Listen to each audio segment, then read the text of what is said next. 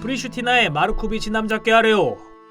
아니 분명 장부에는 공납품으로 건조한 과일 100상자를 전달해야 한다고 기재되어 있거늘 아니 과일은 고사하고 말라 비틀어지고 이 좀먹은 건초들 같은 것들 뿐이니 이게 대체 어찌된 일이요?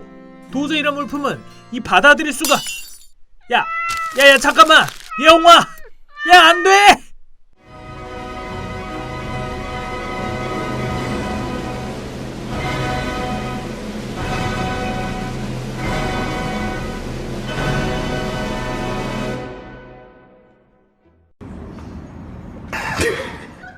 안녕하세요. 이슈 맛집 이슈크림입니다. 동물들은 보기만 해도 사랑스럽고 마구마구 쓰다듬고 싶어집니다. 하지만 가끔 사고를 쳐서 속상하긴 해도 미워할 수가 없는 동물들이죠. 과거 사람들은 동물들과 어떻게 지냈을까요? 인류 문화에 흔적을 남긴 동물들에 관한 기록들을 소개해드리겠습니다. 고양이를 키우는 집사분들이라면 다들 공감하실 겁니다. 이 책상에 가만히 앉아서 과제를 하거나 컴퓨터를 하고 있으면 꼭 위로 올라와서 방해를 하죠. 이 녀석들의 조상들도 같은 행동을 했던 것 같습니다. 이 문서는 크로아티아의 두브로브니크 고문서 보관소에서 발견되었습니다.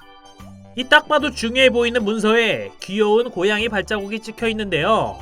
이 문서는 1445년 3월 11일에 중세 이탈리아어로 쓰인 공문서입니다. 두브로브니크는 과거 라구사 공화국의 수도였습니다. 라구사 공화국은 14세기부터 나폴레옹에게 멸망되기 전인 18세기까지 존재했던 나라입니다.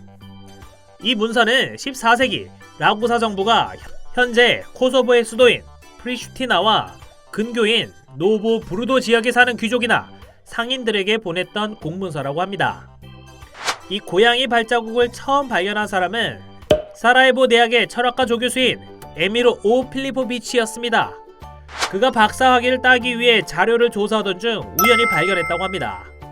그리고 자신의 트위터에 사진을 찍어서 올렸는데 얼마 지나지 않아서 화제가 되었습니다. 그는 각종 SNS와 외국 미디어에서도 인기가 많았다는 사실이 놀라웠다고 합니다. 그는 이 문서가 작성될 당시에 근처에 잉크병이 있었는데 고양이가 그걸 엎어버리고 난 뒤에 그대로 문서 위를 걸어갔을 것으로 추측했습니다. 저 문서를 작성했던 사람은 다시 쓰기 귀찮아서 그냥 놔뒀을까요? 아니면 너무 귀여워서 놔뒀을까요? 저라면 둘 다였을 것 같네요. 이 사고뭉치들은 책상뿐만 아니라 야외에서도 사고를 친 전적이 있었습니다. 이 사진은 영국 링컨 지역에서 발견된 고양이 발자국이 찍힌 타일입니다. 대략 2000년 전 로마 시대 타일이라고 하는데 보존 상태가 거의 완벽에 가깝다고 합니다. 이 고고학자들의 말에 따르면 타일의 발자국은 과거 로마의 도공들이 건물에 사용할 타일을 불에 굽기 전에 말리기 위해서 바깥에 널어놓았다는 사실을 알려주는 자료라고 합니다. 그런 과정에서 이 호기심 많은 고양이가 그 타일을 밟고 지나갔을 것으로 추측했습니다.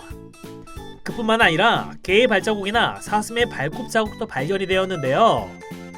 네트워크 아키올로지의 매니저인 루벤 로페즈는 이런 발견물을 보면 현재 당신이 볼 수 있는 많은 반려동물과 야생동물들이 옛날과 비교해서 아무것도 변하지 않았다는 사실을 보여준다 라고 이야기를 했습니다.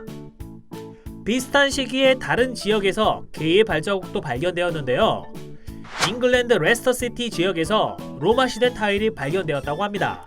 발굴 프로젝트에서 매니저를 맡은 닉 나프레는 그 시대에 살던 도공이 간 모양을 잡은 타일에 발자국이 찍힌 것을 보고 노발대발하며 개나 다른 동물들을 멀리 쫓아내지 않았을까 하는 그런 재미있는 추측들을 했다고 합니다. 현재에도 동물들이 기껏 만들어 놓은 시멘트 반죽에 발자국을 남기는 것을 보면 예나 지금이나 비슷했었을 것 같습니다. 어쩌면 미래에도 후손들이 시멘트에 남겨진 동물 발자국을 보고는 현재 상황을 상상하며 즐거워하지 않을까요? 선생님, 이 논문은 고양이가 썼습니다. 아니 진짜 고양이가 썼다니까요. 여러분은 고양이가 논문을 작성해서 잡지에 투고까지 했었다는 사실을 알고 계셨나요? 고양이는 사실 지구를 정복하기 위해서... 사실 이 고양이의 정체는 미국 미시간 주립대학 물리학자 잭 헤더링턴이 키우는 고양이입니다. 1975년에 헤더링턴이 피지컬 리뷰라는 학술지에 저온 물리학에 관한 연구 성과를 투고하려고 했습니다. 투고하기 전에 동료가 원고를 점검해 주었는데 나를 사용해야 할 곳에 우리라고 쓴 오타가 많다는 것을 알려줬습니다. 당시 피지컬 리뷰의 편집자들은 저자가 최소한 2명 이상일 경우에만 우리라고 쓸 수 있도록 허용했다고 합니다. 게다가 지금처럼 컴퓨터로 쉽게 문서를 수정할 수 없었던 시대였기 때문에 한 번 수정하려면 많은 시간이 걸리는 문제였습니다. 저 같았으면 눈물을 머금고 처음부터 다시 작성했을 텐데 과연 헤더링턴은 어떻게 했을까요? 그는 논문 전체를 수정하기 귀찮아서 그냥 자신의 고향인 체스터를 공동 저자라고 한 뒤에 투고했습니다. 그렇게 FDC 윌러드라는 박사가 탄생했습니다. 그의 풀네임은 펠리스 도메스티쿠스 체스터 윌러드인데 펠리스 도메스티쿠스는 집 고양이의 학명입니다. 말 그대로 집 고양이 체스터 윌러드란 뜻이죠. 그의 직업은 설치류, 포식 컨설턴트 및 물리학자로 등록되어 있습니다. 자신의 고양이와 함께 작성한 논문이 발행되자 헤더링턴은 체스터의 앞발을 잉크에 담가서 체스터 윌러드의 서명이라고 한 뒤에 피지컬 리뷰에 제출했습니다. 곧 헤더링턴의 논문은 우수하다고 평가받아서 유명해졌습니다. 이후 재밌는 일화가 몇 가지 생겼는데요. 논문이 유명해진 이후 미시간 주립대학의 헤더링턴 사무실에 전화가 왔을 때 헤더링턴이 부재 중이자 전화를 건 사람이 공동 저자인 체스터 윌러드라도 바꿔달라고 한 적이 있었다고 합니다. 심지어 교수직까지 제안받기도 했다고 하네요. 과학계의 이색적인 일들을 기록한 책인 More Random Works in Science에서는 1978년 프랑스 스르노블에서 개최된 제15회 국제 저온 물리학회는 체스터 윌러드 박사가 어떠한 학회에 참가한 적이 없었기 때문에 그를 학회에 초청했다고 합니다. 그러나 학회 참여자 중 한 명이 체스터 윌러드의 정체가 아마도 고양이일 것이라고 증언해서 초청이 철회되었다고 합니다. 이런 일이 일어날 수 있었던 이유는 무엇일까요?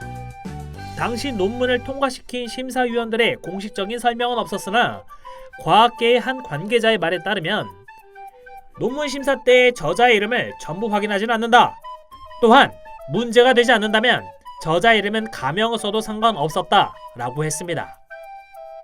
공동 저자인 고양이가 논문으로 부당한 이익을 취하지 않았기 때문에 피지컬 리뷰에서도 특별히 문제 삼지 않고 넘어간 게 아니었을까요? 이 사건 이후로 2014년 미국 물리학회는 만우절에 고양이가 쓴 논문은 무제한 열람이 가능하다고 발표했습니다. 역시 고양이가 세상을 지배한다! 오늘의 영상은 어떠셨나요? 앞으로도 더 재미있고 흥미로운 소재를 가지고 오도록 하겠습니다. 이슈 맛집 이슈크림이었습니다. 감사합니다.